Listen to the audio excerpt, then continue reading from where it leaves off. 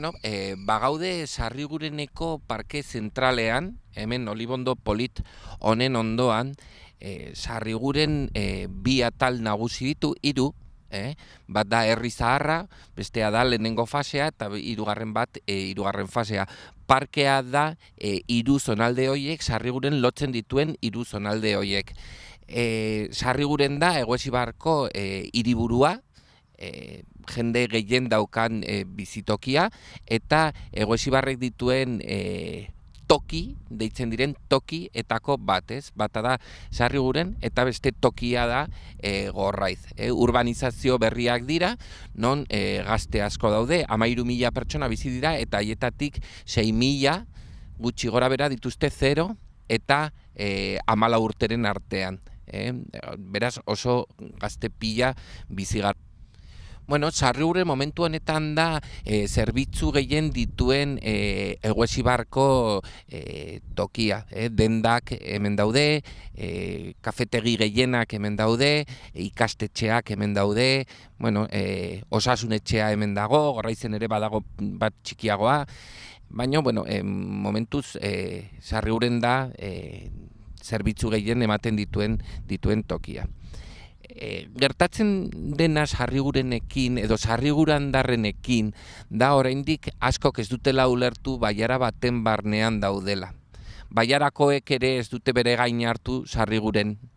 Eta ni uste dut lan egin behar dugula Sarrigureneko biztanle guztiak ulertzeko Eguesibarkoak direla, Eguesibarren bizi direla, eta Eguesibar maitatu behar dutela, Sarriguren maitatzen duten bezala. Eta alderantziz, ulertarazi behar diegu Eguesibarko beste herrietan bizi direnei, Sarrigurenekoek ere nahi dugula izan Eguesibarkoak. Bueno, ardanatzen gaude, hau da Eguesibarko herrietako bat. Herrien artean 3 herri mota daude. Eta hau da lehenengo motakoa, herri txikiak, erabat ruralak eta jende gutxi bizi dena. Bigarren mota bat dago ere, eta hemendik gauden tokitik ikusten dena, eta da Badostain. Badostain beste garapen mota jaso du. Bere garaian 80 hamarkadan edo 80 hamarrean eraiki ziren txalet batzuk, eta hor bai egia da jende asko etorri dela bizitzera kanpotik. Eta azkenik ikusten da ere bai Sarriguren. Sarriguren hiri antzeko bat da, baina Eguesibarko parte bat. Eta Gorraiz bezala, kutsu urbanoagoak daukate.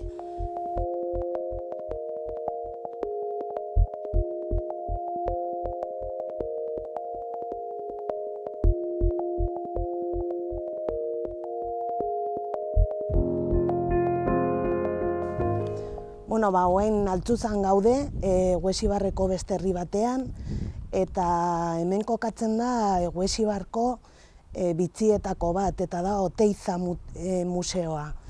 Jorge Oteiza erreferentea zen kultura munduan, eta hemen bizi zen bere bizitzako azken urteak. Berez hemen dago lurperatuta, eta hemen utzi zuen bere ondarea. Oso interesgarria da tokia bizitatu ahal izateko.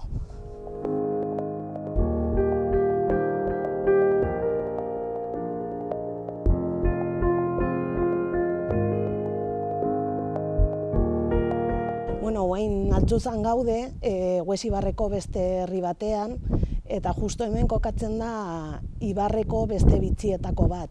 Oteiza museoa alegia, esan behar dugu Jorge Oteiza kultura munduan erreferente bat izan dela, eta zorionez hemen herri honetan bizi izan zen bere bizitzako azken urteak.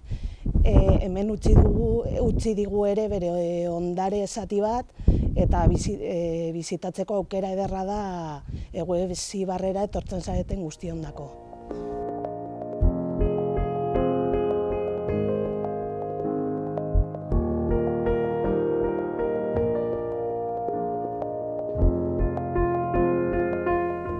Justo museoko terraza hauetatik ikusten da ere ibarreko beste zonalde bat.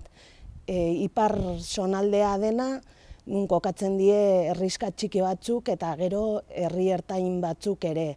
Herri ertain horietan jende asko etorri da bizitzea, baino egia da lortu dutela bai lehen bizizien auzokideak eta hauen berriak etorri dienak lortu dute bere izaera mantentzen, bere jarduerak eta bere jaiak, eta hori eskertzekoa da ere.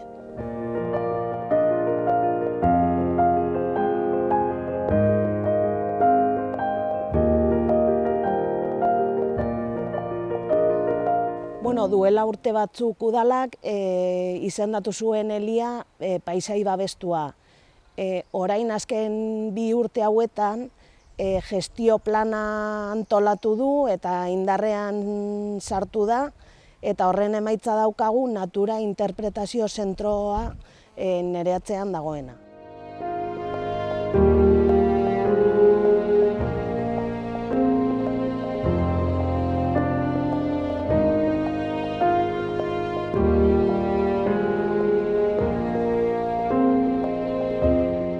Hau Elia da, Ibarreko iparraldeko beste herrixka bat. Herri txikia da ere, 20 bat biztanle ditu, eta egia da oso toki ederra dela, basoz inguratuta, pasioak emateko oso aproposa, eta hemendik daukagu aukera ere igotzeko Lakarri mendira. Lakarri mendia 1056 metrokin da Iruñerriko mendirik altuena.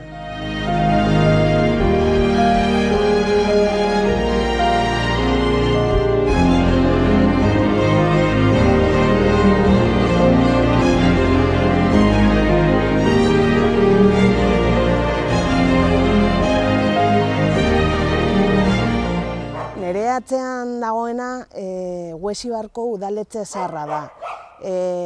Berez, hasiera batean Huesibar zan Ibarreko hiriburua, baino Sarrigurengo sorrerarekin eta nola dagoenan jende gehiago bizitzen, erabaki zuten han egitea bai udaletxe berria eta bai eramatea hiriburuaren izaera.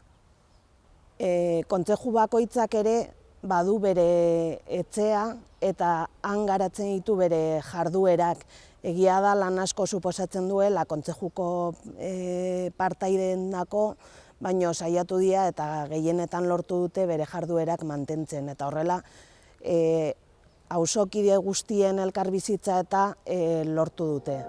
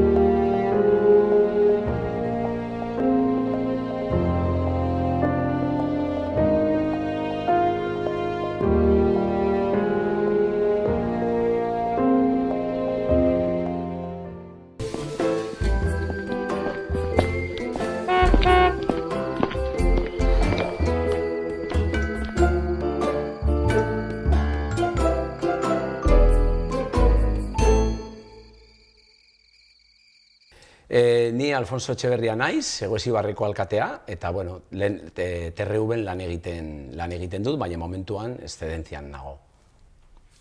Ni Joseba Orduña naiz, Huesibarko kultura, kirola, berdintasun, gizarte zerbitzu eta hainbat beste alorretako zinegotzia naiz. Ni nire lana Gizakia Helburu Fundazioan da.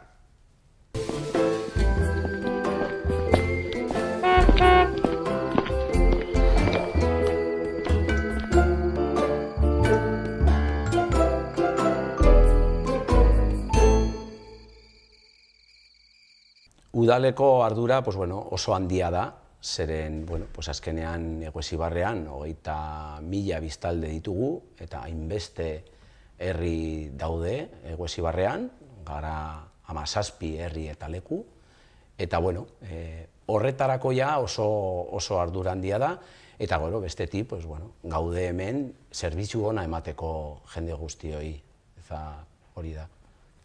Herriak badauka, baditu hainbat alorez udalak lan egin behar du alor askotan, eta horrek ere behar du egunero gauza pilo buruan izatearekin, eta ezberdin diren gauza pilo izatea buruan. Orduan, hori da bere puntualtasuna udalean lan egiteko.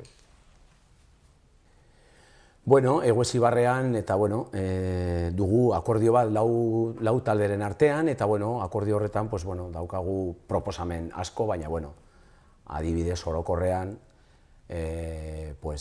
dira batez ere zerbitzu sozialak diru gehiago sartzea, eta gero zerbitzu gehiago ematea ere baita herritaiei. Ze zerbitzua orokorrean?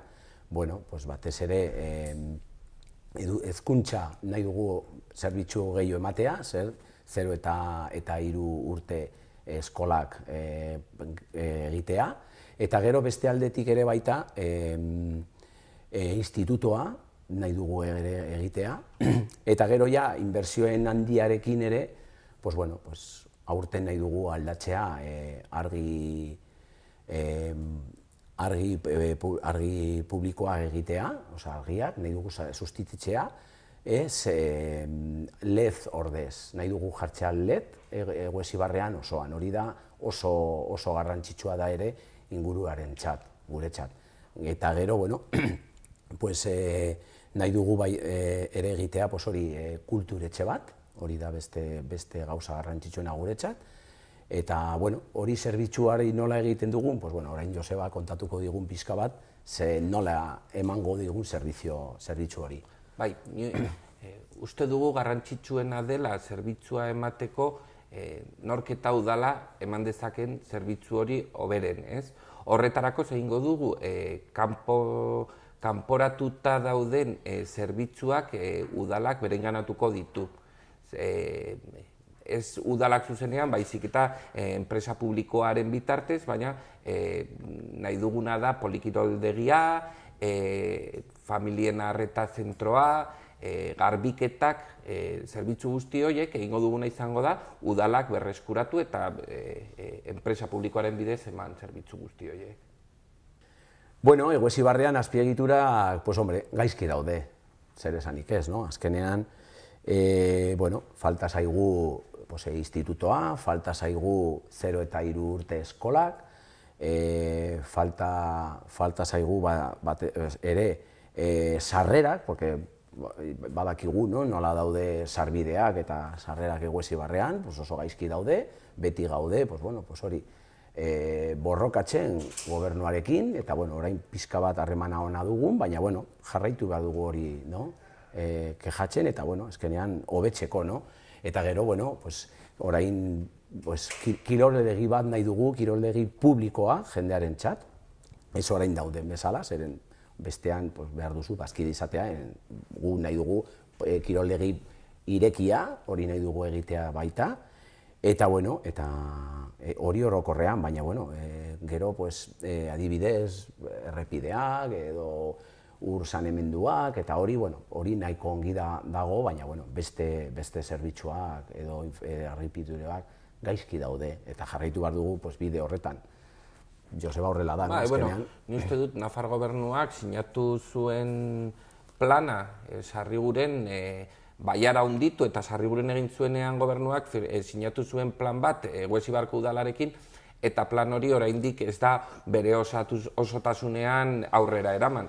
Orduan, uste dugu, zentzurekin egin zela plan hori eta zentzu horrekin behar ditugula, beste gauza askoren artean, ni ari nintzen horitzen, Alfonsok esan duenaren gain, kulturetxe bat edo kulturerri bat, momentuz ez daukagu non antzerkirik bota adibidez, eta antzerkia eraman behar dugu Maristazera, toki pribatu batera. Orduan, horretan, Nafar gobernuak aurrera pausoak ematea ere aproposa ikusten dugu. Bueno, Eguesibarreko aurrekontuak dira, pues bueno, dira urrengo urterako, edo aurten urterako, honetarako beto esateko, dira 12 milioi terdi dira aurrekontua dirua. Eta bueno, gu, pues bueno, sarrera garrantzitsuenak dira ere baita, pues bueno, pues tasak, prezio publikoak, gobernuko subentzioak, gero, pues, IBI ere, eta bueno, fondo banaketa baita ere hori da sarrera garrantzitsuenak. Eta bueno, hori da gure modu, pues bueno, pues, gero, pues, zerbitzu emateko, no? Hori da, horrekin ematen dugu zerbitzua.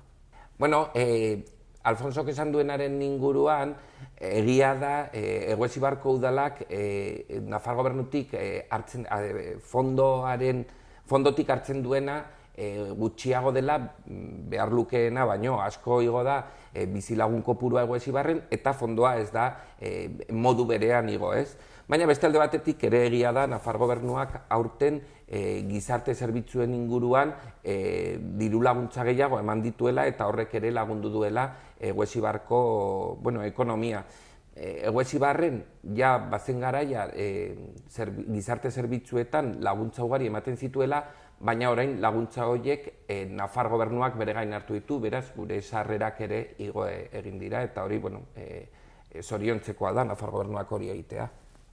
Bueno, pues aurrekontua daude modu horretan banatuta, no? Orokorrean da 140 pertsonalako gastuak, eta gero, bueno, 130 gastos de funcionamiento, hori da orokorrean normalean edo zein udalean horrela da, azkenean gutxi gora bera, 20-30 artean, eta hemen 30. Eta gero, bueno, inbertsiorako daude 20-21 daukagu aurten. Eta, bueno,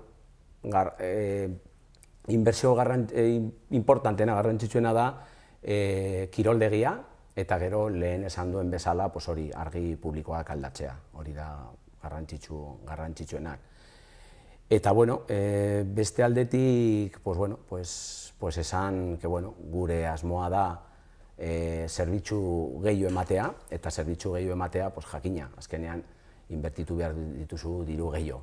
Eta, bueno, hori da gure asmoa. Ez aurrestea dirua, baizik eta zerbitzu gehiago ematea da gure asmoa, eta jarraituko dugu horrekin. Pertsonal saian, gertatzen da, Espainiako gobernuak ez digula uzten pertsonal gehiago kontratatzea, eta hemen gertatzen da lehen bezala fondoarekin.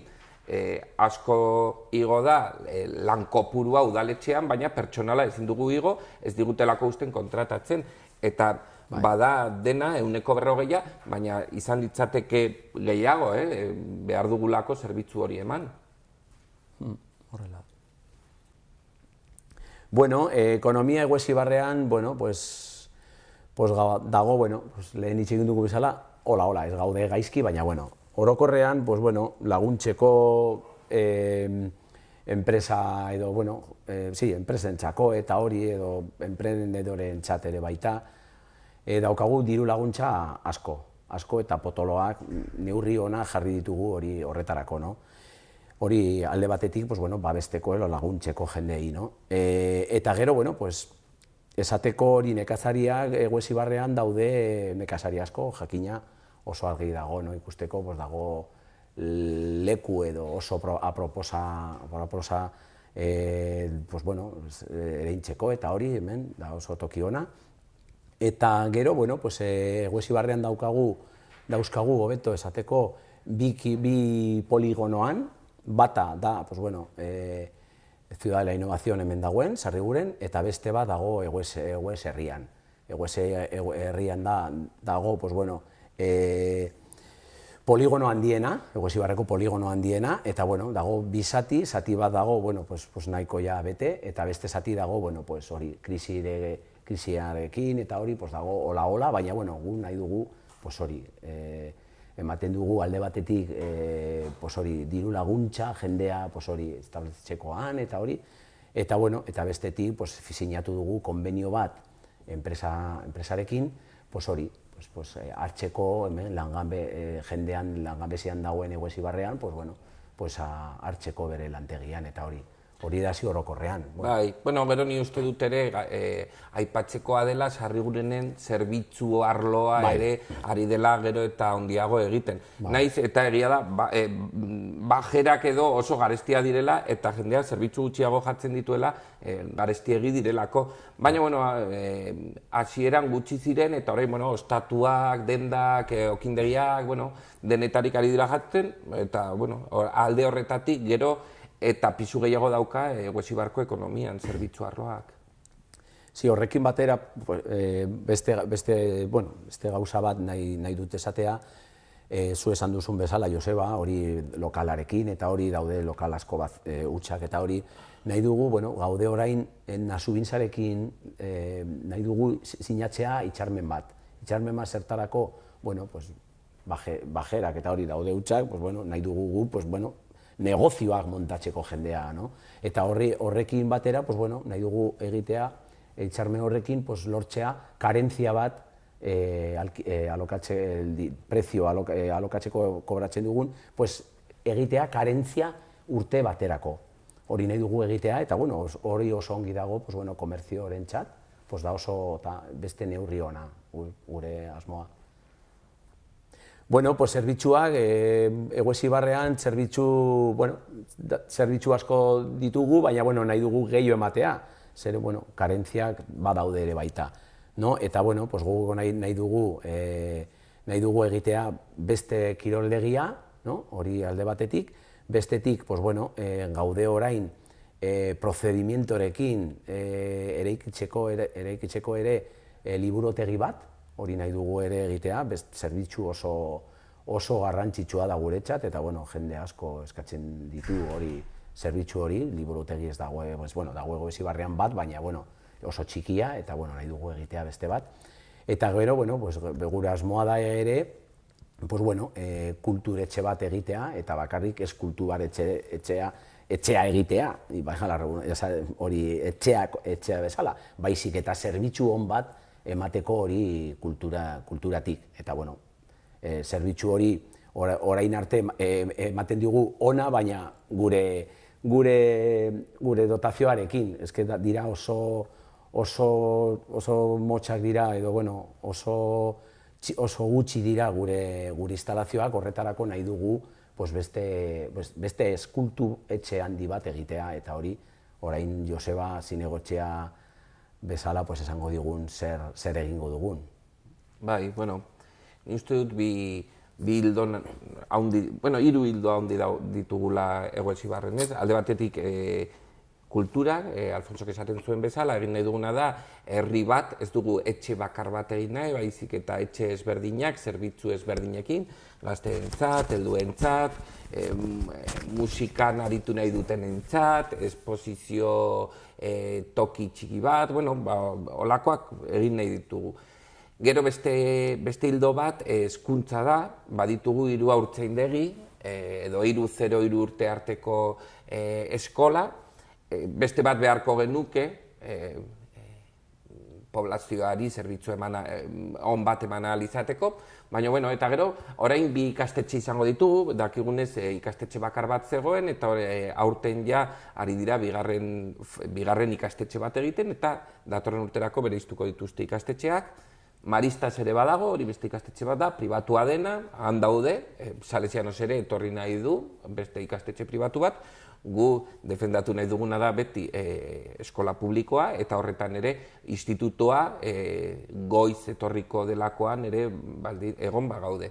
Eta gero beste 3. hildoa da kirola, edo espartzimendua, baditugu frontoi batzuk, herrietan ere frontoiak ere badaude, baditugu 2 igerileku, udako igerilekuak, uda eta negukoak ere, baina udako igerilekuak, eta polikiroldegia, Alfonsok esan duen bezala, egingo dugu. Beste gauza nahi dut ni gehitzea, kontzejuetan badaude ere, Joseba esan duen bezala, dago frontoiak eta hori, baina badago ere hori bere kulturetxe txiki bat, edo herri guztietan ez, baina, bueno, orokorrean bai, iaia herri guztian. Eta, bueno, hori, pues, gure asmoa da, pues, bueno, etxe horretan egitea, pues, bueno, aizaldiak, edo, bueno, aktibitateak, eta denetarik hori da gure asmoa, eta, bueno, hor gaude, eta hori da oso zerbitzu ona emateko herri txikietan. Bueno, gure erronkak, no, pelu laburrean dira, pues, bueno, daude asko, baina, bueno, garrantzitsuenak orain momentuan dago hori gardentasuna eta parte hartzen prozesu diagnostiko eta hori, gaude ja egina, no? Hori da ja, pues, jendea, pues, bueno, pues, azkenean gobernu irekia, no? Esateko, no? Hori alde batetik. Gero bestetik, bueno, pues, gaude egiten orain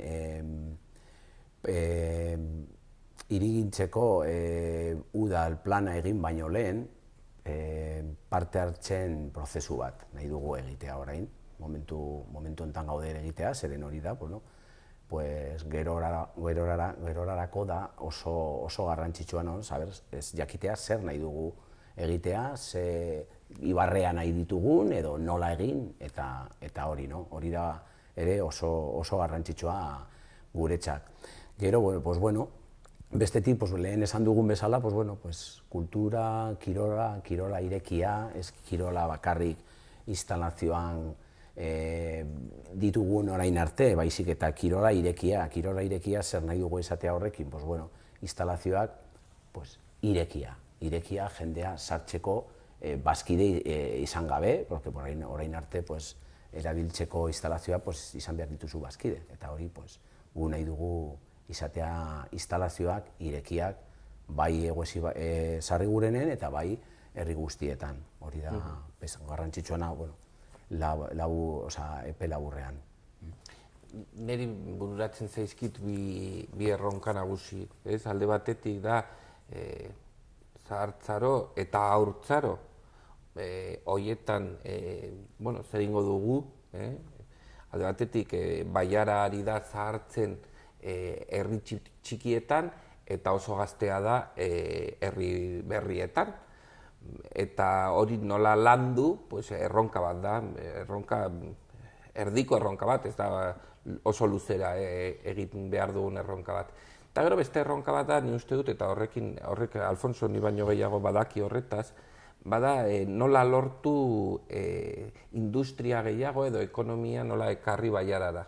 Alde batetik, bai Hueseko poligonoan haundituz edo gutxienez osatuz edo bere osotasunean landu, eta gero beste alde batetik innovazio hiriaren bigarren fase bat posiblea den ikusi, posiblea den lantzea, ea enpresa gehiago etor daitezken, ez? Eta orain bertan duguna hemen da, nola enpresa multinazional batzu finkatu behar direla hemendik gutxira Ibarrean, eta hori erronka bat da, diru aldetik erronka da, zenbat diru lortzen dugun kanpo enpresak ekartzeko. Bai, erronka epe luzera, azkenean, da batez ere hori estabilitatea, bai, alde batetik ekonomikalki eta bestetik zerbitzualki, azkenean nahi dugu jendea merezi dituen edo behar dituen zerbitzuak ematea, hori da oso garrantzitsua, eta zerbitzu hori emateko behar ditugu pertsonak, behar ditugu infrastrukturak eta guztiz, eta hori da garrantzitsuena. Jendea ez egon behin eta berriz esaten behar ditugu hau, ez daukagu kulturetxean, ez daukagu liburutegia, ez daukagu ez dekezer, hori ja ez entzutea, zeren ja dugu, ja ematen dugu zerbitzu hori normalki, hori da garrantzitsuena epeluzerako. Huesibar da oso herri zaharra, baina Sarriguren da oso herri berria. Zer nahi dugu, izan, esate baterako, Barainain, Burlata bezala, herri finkatua direnak, ekonomikoki, zerbitzu aldetik, egunero egin beharreko lan egiten dela, baina ez zaude egon behar egun osoan gauzak eskatzen. Eta, ni uste dut luzerako erronka hori dela, herri finkatu bat eta tinko bat izatea. Bueno, pues alkatea izatea jakina oso zaila da, zeren, bueno, pues orain esaten dugun bezala ere, pues bueno, jendea eskatzen du hainbeste gauzak, eta gero, guk edo, bueno, ni alkate izani, pues bueno, gustatzen zait ematea, gero, jendea eskatzen duena, baina, bueno, claro, azkenean ze medios ditugun, no? Emateko zerbitzu hori eskatzen dituenak edo zein infrastruktura edo zein gauza eskatzen dutena. Azkenean, da zaila, claro, diruarekin oso erreza da, pero momentu enten gaude egoera oso zailan, eta, claro, jakina, pues zaila da, zaila eta, bueno. Pero, bueno, eramateko hori ongi, pues, bueno, azkenean egin behar ditugu herriekin, eta herriekin, pues, bueno, herriekin pentsatzen duena, pues, ja jarri ditugu neurri asko, adibidez, alkatea erantzun, zinegotxeak erantzun, taldeak erantzun, eta hori, pues, bueno, horrekin badakigu zer nahi duten, eta, bueno, pues, egin alditugun aldugunak, no? Ez da erreza, eta garai hortan zailago ere baita. Gainera, kontutan hartuta, askotan herritarrok eskatzen dutenak, batzuk eskatzen dutena, besteak eskatzen dutenen kontra dagola, edo ez direla posiblea biak batera egitea, eta orduan, aurkezten zara hor, bat egiten baduzu, besteari ez dagokio ongi, eta bestea egiten baduzu, besteari ez dagokio ongi. Orduan batzutan hor dago zailtasuna, ez? Ni uste dut, gure programa edo lau taldeen programa egin dugun akordioa ikusita, ba horri erantzuna eman behar diogu, eta horretan dihardun behar du gure egitekoak ez bakarrik eskatzen digutena mezu baten bidez, baizik eta proposatu egin duguna eta bozkatu diguten guzti horrengatik. Baina nahiko zaila ikusten dut. Bale, herritarren eta erakundeen parte hartzen dute, jakina. Gustatuko litzaidakegu guri gehiago parte hartzea, baina, bueno, pues, gu ja egin dugu, pues, bueno, kontseilua, parte hartzerako kontseilua egin ditugu, gero, pues, egin da ja zinegotzi, egin dugu, no, ez daukagu zinegotzi bat, ja, horretarako, parte hartzerako eta gardentasunaren hori egin dugu, eta bueno, pues, horrekin, pues, bueno, nahi dugu, pues, jendea parte hartzeko gehiago, baina, bueno, momentu enten, pues, ez da erreza, zeren, bueno, pues, adibidez, ez dakit zenbat elkartea dauden eta hori Eguesibarrean, baina uste dut 30 piko elkarte daude, eta, bueno, kontseiluan egiten ditugun ere, pues, jendea etortzen dira, baina ez hainbeste. Baina, bueno, gero eta hobe doa, eta, bueno, hori egiten dugu ere beste prozesuak lehen esan duen bezala, hirigintza plana egiteko, eta, bueno, parte hartzerako ere dago prozesu bat presupuestos participativos, eta, bueno, gauza asko egiten dugu jende parte hartzeko, baina, bueno, ez dute parte hartzen, alde batetik nahi dugu egitea parte hartzeko, baina bestetik, pues, bueno, parte hartzen dute jendea, elkartea, baina ez hainbeste, nahi dugu gehiago parte hartzeko.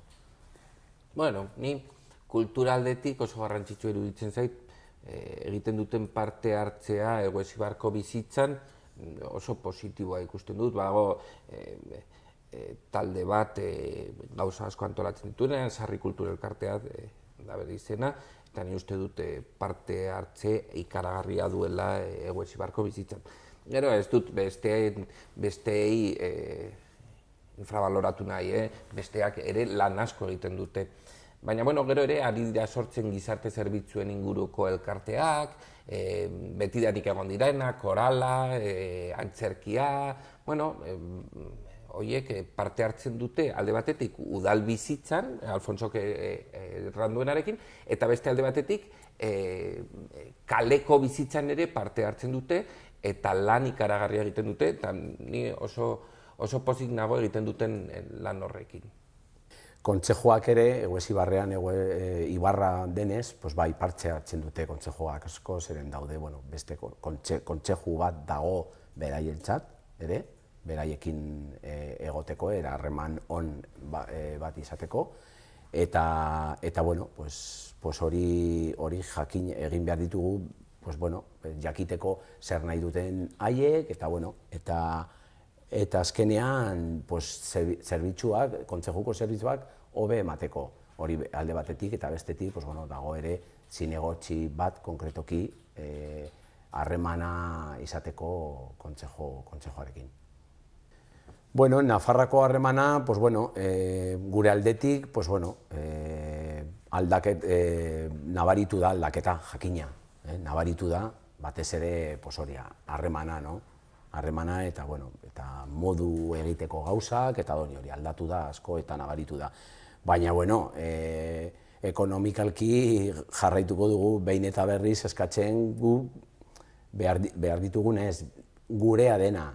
Azkenean, reparto de fondo ez da justua guretzat, gu pentsatzen dugu eta ez bakarrik pentsatu, gurea dena, diru gehiago, eta diru horrekin zerbitzu hobe emateko da oso garrantzitsua, eta momentu honetan ez daukagu diru hori, eta jakina, justu gaude, eta jarraituko dugu behin eta berriz eskatzen hori alde batetik, hori ekonomikalki hitz egiten, baina beste aldetik gaude borrokatzen ere, borrokatzen, negoziatzen eta akordiatzen, hori lehen esan duen bezala Josebak, bigarren fase hori, Ciudad de la Innovación, bigarren fasea egiteko, gaude hori negoziatzen Nafarroko gobernuarekin, eta sarbideak ere baita, daukagu gauz asko edo infrastrukturak asko edo hori aldatzeko edo hobetzeko, eta jarraituko dugu, eta nabaritu da, azkenean guretzat da, hori, nabaritzen da asko aldaketa, baina ekonomikalki jarraitzen dugu lehen bezala, ia. Ni uste dut gehiago entzuten gaituztela, eta hori oso garrantzitsua da, lehen joaten ginen eta pareta baten kontra jotzea bezala zen. Uste dut ere, Nafar gobernua bere prozesua egiten ari da, Eguesibarrek egin zuen bere prozesua, eman genituen 2 urte gauzak aldatzen udaletxe honetan, eta hori egia da, eta udaletxe txiki bat da. Nafar gobernuak beharko du denbora gehiago aldaketa finko bat izateko, gurea dena eskatu behar dugu, baina ni gutxienez nik ere ulertzen dut polikiago joatea edo mantxo nahi baino mantxoago doala, ez? Baina ni ere hor balorean jarri nahi dut, entzuten gaituzte, deitzen gaituzte, gaztedia planaz hitz egiteko deitzen gaituzte, gizarte errentaz hitz egiteko deitzen gaituzte, udalak eta udal teknikariak deitzen dituzte, pentsatuz, eta ni uste dut Nafar gobernuak horrela pentsatzen duela, udala dela hiritarrengan hurbilen dagoen administrazioak, eta hori haiek nola legeak egiteko oso garrantzitsua da entzutea udalak orokorrean. Eguesibarra herri hon bat da bizitzeko, jakina. Zer esan aldugu ni alkate izanik, baina ez bakarrik esan, baizik eta gero, esan behar dugu, bai ez horrela dela, Hombre, da, Ibar bat, Ibarra da oso handia da, 53 kilometro karratua ditu, Eguesibarrean, eta da oso espazio handia, disfrutatzeko naturalezarekin, disfrutatzeko jendearekin, Eguesibarreko jendearekin, disfrutatzeko ere baita museoarekin, eta gero, daude ikusteko hainbeste toki bereziak, bai Eguesen, bai Elian, bai Sagasetan, gero daukagu puntu altuena, Iruñerriko puntu altuena da Lakarri, 1056 metrorekin. Daukagu ibilbide asko, 13 ibilbide ditugu paseatzeko hemendik, bai oinez eta bai mendiku txirrindulaz edo nahi duzun bezala. Eta bueno, hori da gure rikeza, azkenean, eta da toki oso ona bizitzeko. Eta bueno, hori turismoren arloa, hitz egiteko, baina bueno, orokorrean ongi dago Eguesibarrean bizitzeko, baina gu gaude hemen hobetzeko hori, zerbizio hobetzeko eta zerbizio onak emateko, hori bestetik. Bai, uste dut, gainera nahi duzuna, Eguesibarren nahi duzuna lor dezakezula. Nahi baldin baduzu bizi herri txiki batetan, bizi daitezke. Herri ertain batetan, bizi daitezke, edo herri pixka bat handiago batetan. Eta hirian bizi nahi baldin baduzu, ere bizi daitezke hirian. Ni uste dut denetarik daukala, ez? Baina gainera, ni baloren jarriko nuke, hirian bizi nahi izan ezkero, hiri lasai batetan bizi ahal izateko posibilitatea duzula, ez? Eta horrek ematen dio bizitzeko toki aproposena izatea, nahi duzuna, herri txikia, herri ertaina edo hiria, nahi duzunean bizi zaitezke Eguesibarren barnean. Bueno, ustelkeriarekin moztu duen alkate bezala gogoratzea nahiko nuke. Bueno, ni Eguesibarko bizilagunen bizitza pixka bat hobetu baldin badut, ja pozik joango naiz nire kargutik, ez? Baina, hola, bihotzean eramaten dudan gauza bat dira Eguesibarko erraldoiak aurrera atera ahal izan ditudala nire mandatuan, eta hori, posten nau erabat.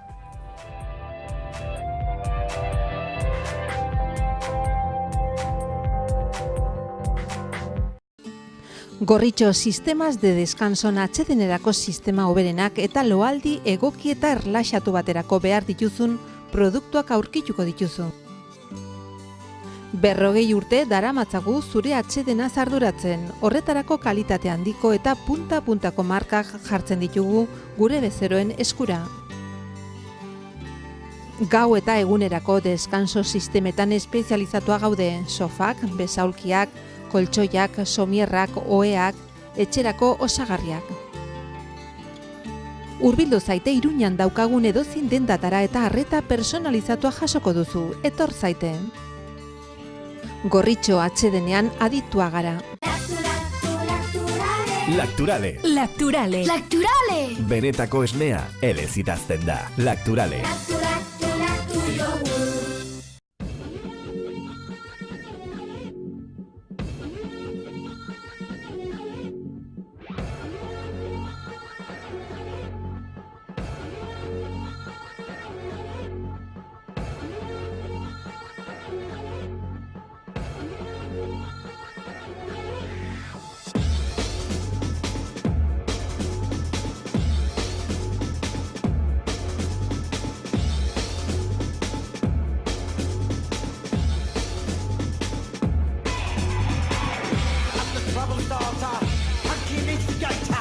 Arantza eta Behintzako aterpetxeetan euskarazko udalekoak gaztetxoentzako, ekainaren 23 irailaren 3 arte. Aste bateko egonaldiak, mendi ateraldiak, espeleologia, baserri eguna, uretara, gaubelak, abentura, jolasak, 8-11 urte eta 12-14 urte tarteko taldeak. Arantzan eta Behintzan. Informa zaite 622 zazpibi 8 telefonoan. Matrikulazio epea zabalik apirilaren 1 maiatzaren 10.